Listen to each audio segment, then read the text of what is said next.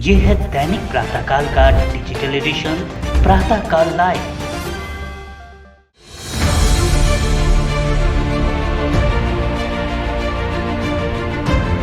प्रातःकाल लाइव के संवाद शो में आज हमारे साथ हैं भगवान श्री कृष्ण की नगरी नाथ द्वारा के युवा राजनेता परेश सोनी, जो संघ से जुड़े एक ऐसे परिवार से ताल्लुक रखते हैं जिन्होंने नाथ द्वारा शहर के विकास में अहम योगदान दिया है। इनके दादा स्वर्गीय गिरधारी लाल सोनी 1960 में नाथ द्वारा नगर पालिका में जनसंघ पार्टी के पहले चेयरमैन बने थे। इसके बाद इनके पिता नवनीत सोनी भी पालिका के चेयरमैन रहे। नाथ द्वारा पालिका के पिछले बोर्ड में खुद परेश सोनी वाइस चेयरमैन रहे हैं। कम उम्र में राजनीति व समाज सेवा में सक्रिय रूप से जुड़े सोनी वर्तमान में नाथ द्वारा पालिका में बतौर पार्षद अपनी सेवाएं दे रहे हैं। बचपन में प्रशासनिक सेवा में जाने की चाहत रखने वाले सोनी ने 2 बार यूपीएससी के एग्जाम भी दिए। वकालत की डिग्री ले चुके उच्च शिक्षित परेश सोनी राजनीति के साथ साथ पर्यावरण की रक्षा के लिए भी नाथ द्वारा में अच्छा कार्य कर रहे हैं।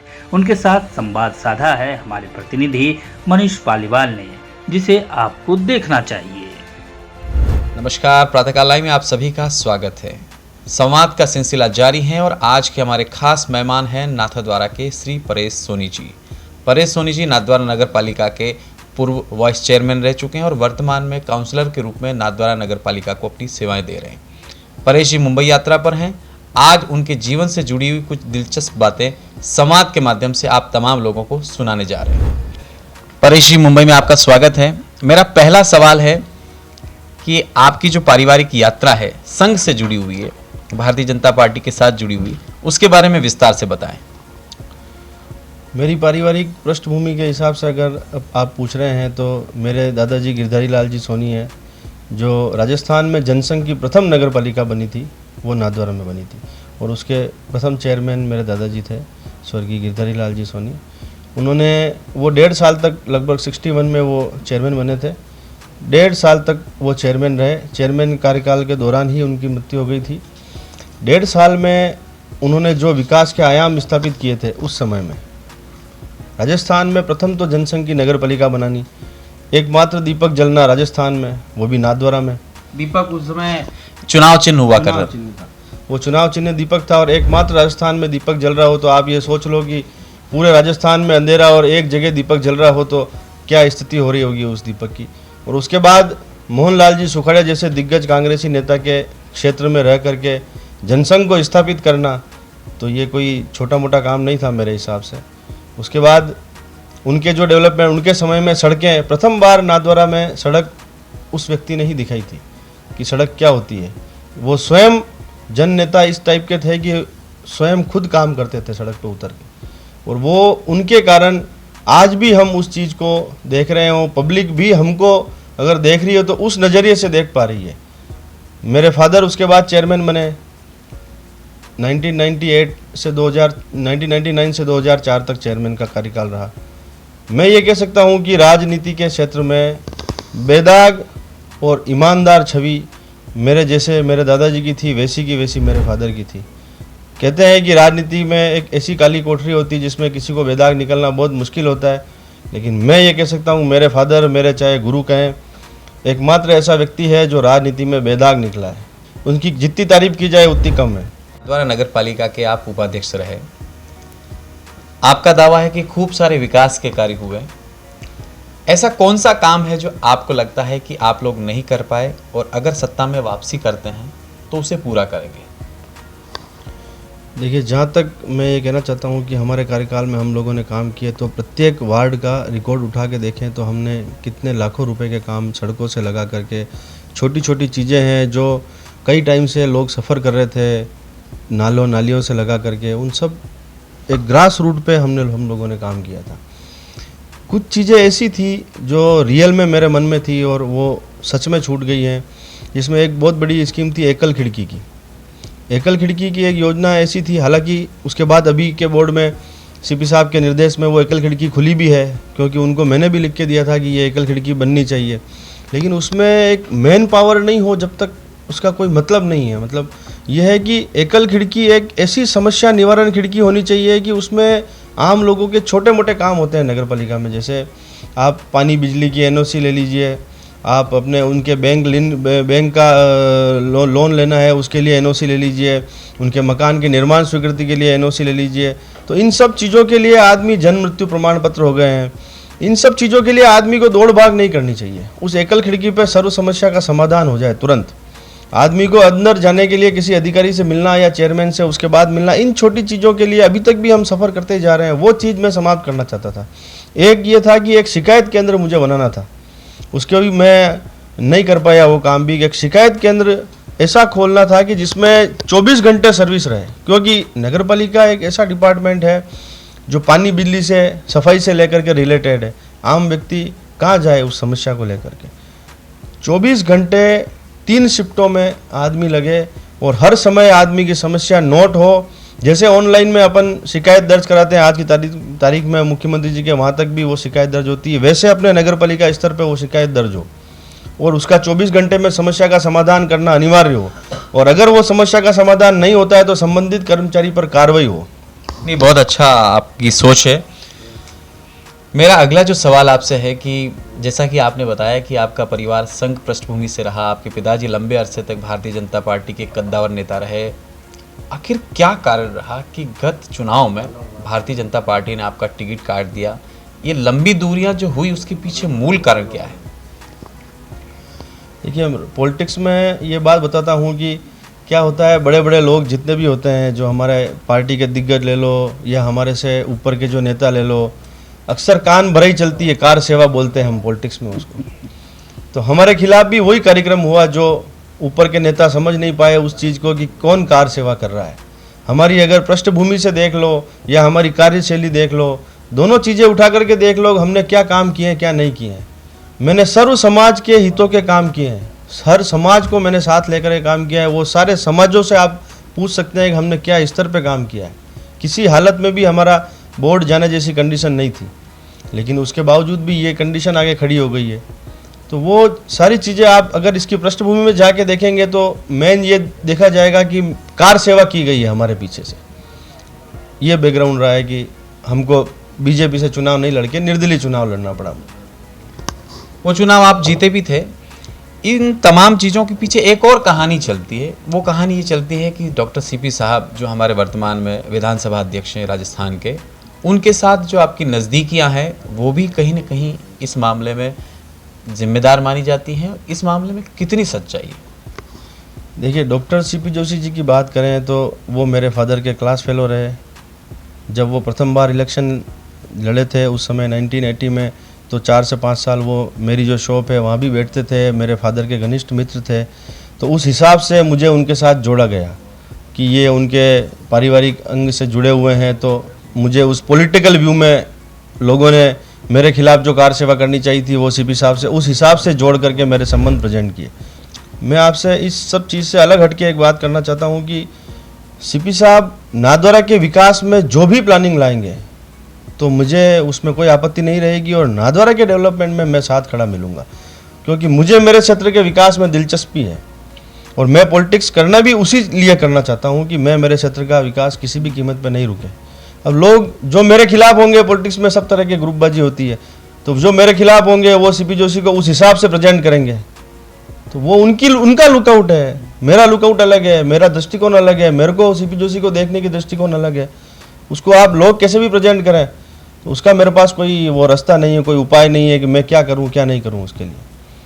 कुछ लोगों को ये कहना है कि परेश सोनी जब सत्ता में आते हैं तो सत्ता का नशा उनके सिर चढ़कर बोलता है और वो अपने विरोधियों को खत्म करने या उनको नुकसान पहुंचाने के लिए बहुत तरीके के हथकंडे अपनाते हैं। इसमें कितनी सच्चाई है? देखिए, पॉलिटिक्स में क्या होता है कि किसी भी व्यक्ति को कैसे प्रेजेंट करना है, ये आपके विरोधी अलग तरीके से प्रेजेंट करेंगे। आपके जो काम करने के तरीके हैं, मेरा काम करने का तरीका यह है कि मुझे स्पीड से काम पसंद है। अगर मैं किसी कर्मचारी के भी खिलाफ जाऊंगा, क्यों जाऊंगा? क्यों? पब्लिक का काम सफ़र कर रहा है। मेरी कार्यशैली को गलत तरीके से प्रेजेंट करना चाहें तो लोगों को लगेगा कि मुझे सत्ता का नशा हो रहा है, क्योंकि मेरी कार्यशैली थोड़ी आक्रोशित है, मुझे जल्दी आक्रोश भी आता है। वो कारण से आता है कि जब पब्लिक हित का कोई काम हो, वो सफ़र हो रहा है, छोटे से छोटा काम हो जो अपने लिए एकदम जल्दी हो सकता है, उस काम में सफ़र हो रहे हैं, तो थोड़ा आक्रोशित छवि है वो मान सकता हूँ मैं, लेकिन इसका मतलब ये नहीं है कि आप ये देखें कि मेरे को कोई सत्ता का नशा है या मैं किसी से इस तरह से प्रेजेंट हो रहा हूँ, ऐसी कोई बात नहीं है। आज परेश सोनी अगर राजनीति में नहीं होते तो किस क्षेत्र में सक्रिय होते? जैसे हमारी ग्रेजुएशन हुई उसके तुरंत बाद से मेरी ये इच्छा थी कि मैं प्रशासनिक सेवा में जाऊं, तो मैंने यूपीएससी का एग्ज़ाम भी दिया था, मैं दिल्ली भी गया, कोचिंग भी की, के सिद्धार्था कोचिंग इंस्टीट्यूट था, वहाँ पर ज्योग्राफी मेरा सब्जेक्ट था। किसी कारणों से मैं असफल रहा उसमें।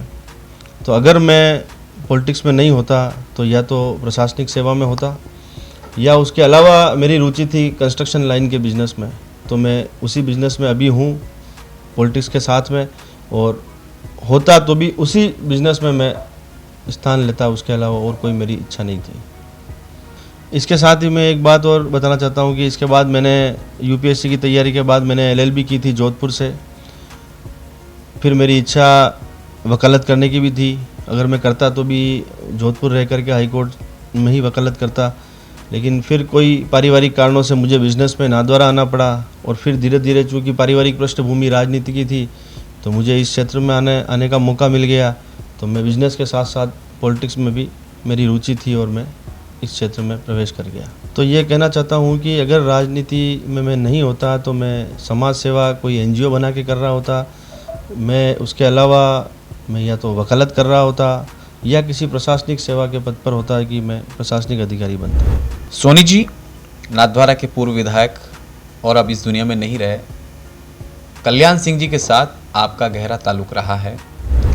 उन्होंने उनके जीवन में सरपंच से लेवल से लगा करके वो विधायक बने थे नाथद्वारा में, और ऐसे दिग्गज के सामने विधायक बने थे जो डॉक्टर सीपी जोशी, जो उस समय यूँ कह सकते हैं कि अपन मेवाड़ से सीएम के दावेदार वो थे, उनके सामने एक वोट से जीत करके देश में एक मिसाल कायम की थी कि एक एक वोट की कीमत क्या होती है।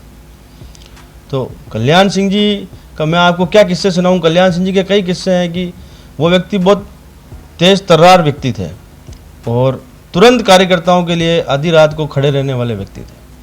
हम उनके साथ रहते थे। सबसे फर्स्ट तो ये कि उनको चुनाव लड़ना इतना ज़बरदस्त आता था कि वो व्यक्ति अकेला पूरी विधानसभा संभालता था।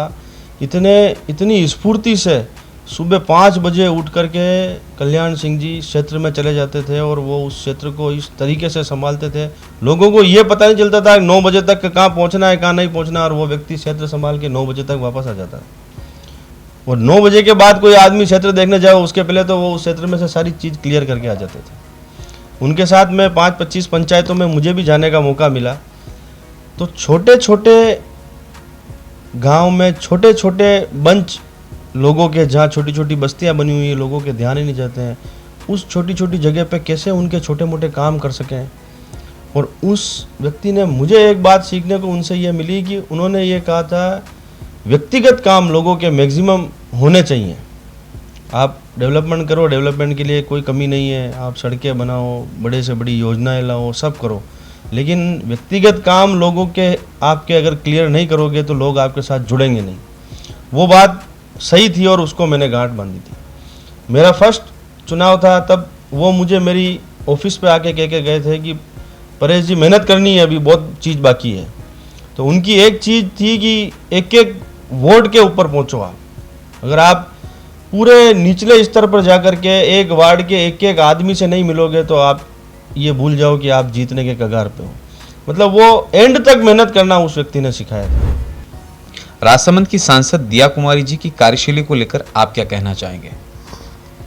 देखिए, मैं दिया कुमारी जी के साथ नज़दीक से तो काम करने का मुझे मौका नहीं मिला है, उनके साथ रहने का मौका भी मुझे नहीं मिला है, लेकिन जहाँ तक हम देखते हैं सोशल मीडिया पे, पत्रकारों के माध्यम, अखबारों के माध्यम से, और तो ये देखते हैं कि दिया कुमारी जी उस राजघराने से बिलोंग करती हैं जो जयपुर का राजघराना है, और उस घराने से बिलोंग करने के बाद भी एक छोटे से छोटे गांव में जाना और ग्रास रूट पे लोगों की समस्याएं सुनना, कार्यकर्ताओं के साथ बैठना है, ये उनकी एक मिलनसारिता की छवि और लोगों की समस्याओं को सुनना, उसके बाद अधिकारियों से बात करना, उस मुद्दे को उठाना, ये उनकी छवि को निखारता है कि वो लेडी बहुत मेहनती और एक अच्छी पॉलिटिशियन है राजसमंद लोकसभा क्षेत्र की। और राजसमंद लोकसभा क्षेत्र भी इतना बड़ा है कि शायद मेरे हिसाब से उनके पास जो टीम है, उनके पास जो वर्क है, उनका जो ऑफिस है, उनका मैनेजमेंट है, तो वो इस पूरे क्षेत्र को इतना संभाल पा रही हैं जो शायद किसी भी सामान्य सांसद के लिए बहुत मुश्किल होता।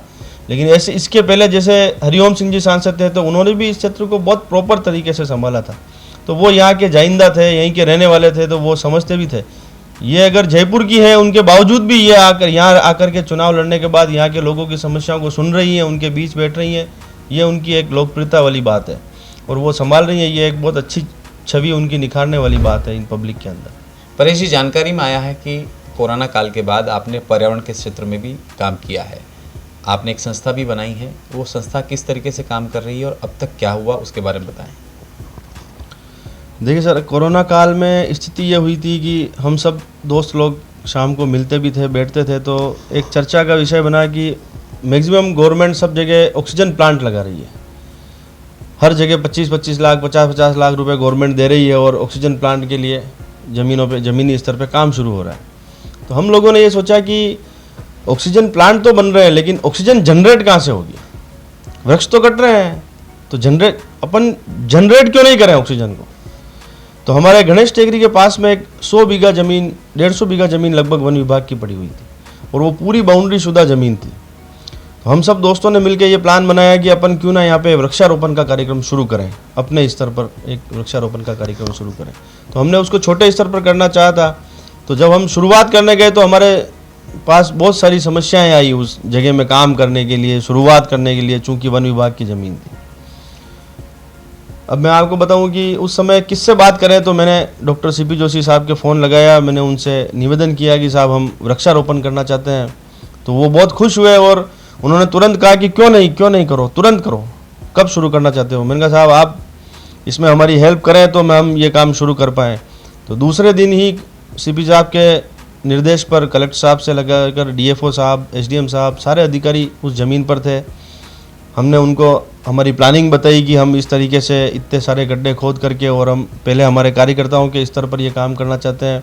फिर डॉक्टर सीपी जोशी साहब ने हमको निर्देश दिए कि आप इस तरह से काम मत करो, इसको पूरा पेपर पे लो, इसको संस्था बनाओ, उस संस्था के थ्रू काम करो। तो हमने उस वन विभाग के साथ बैठ करके, उन्होंने हमको कोलैबोरेशन करके एक संस्था बनवाई कि अरण्य संस्थान काम करेगी यहाँ पर। तो वन विभाग के साथ शायद मेरे हिसाब से ये राजस्थान का पहला कोलैबोरेशन होगा किसी संस्था के साथ मिल करके ये काम शुरू किया हमने। परेश जी, भविष्य को लेकर क्या प्लान है? सर, मेरा तो भविष्य को लेकर ये प्लान है कि मैं ज़्यादा से ज़्यादा अपने क्षेत्र की सेवा कर सकूं, अपने नाथद्वारा नगर के विधानसभा के लोगों की सेवा कर सकूं और मेरे क्षेत्र का विकास कर सकूं, और कोई भी विकास करता हो तो उसके साथ मैं बराबरी से खड़ा रह सकूं। आप निरंतर मुंबई आते रहते हैं, प्रवासियों के साथ भी आपका एक गहरा लगाव है। मुंबई में जो राजस्थान या मेवाड़ मूल के लोगों ने प्रगति की है, उस विषय में क्या कहना चाहेंगे?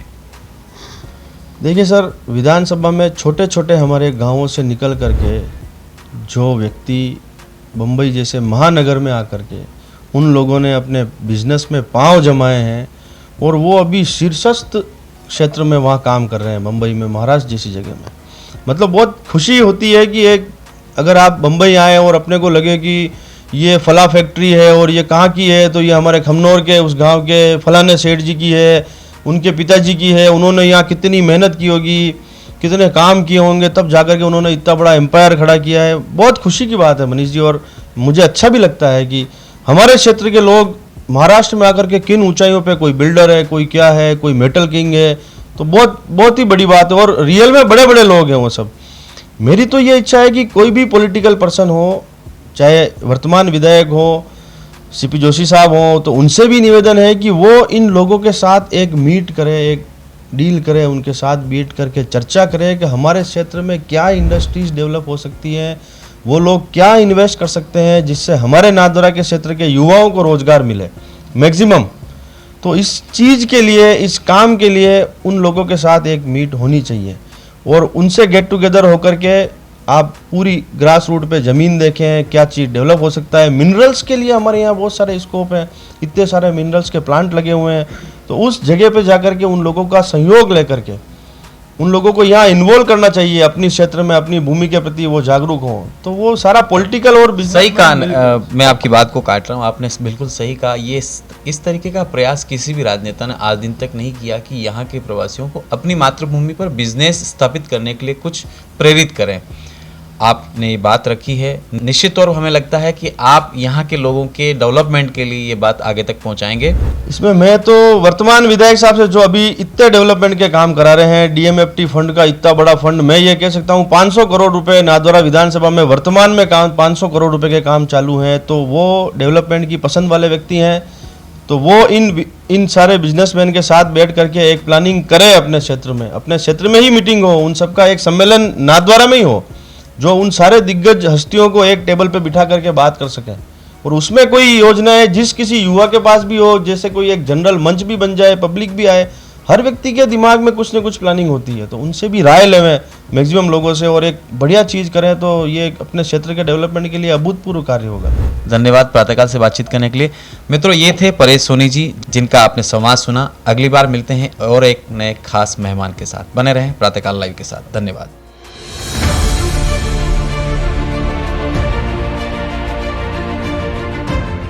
अगर आप ये कार्यक्रम YouTube पर देख रहे हैं तो हमारे चैनल को जरूर सब्सक्राइब करें और Facebook पर देख रहे हैं तो हमारे पेज को लाइक करना ना भूलें।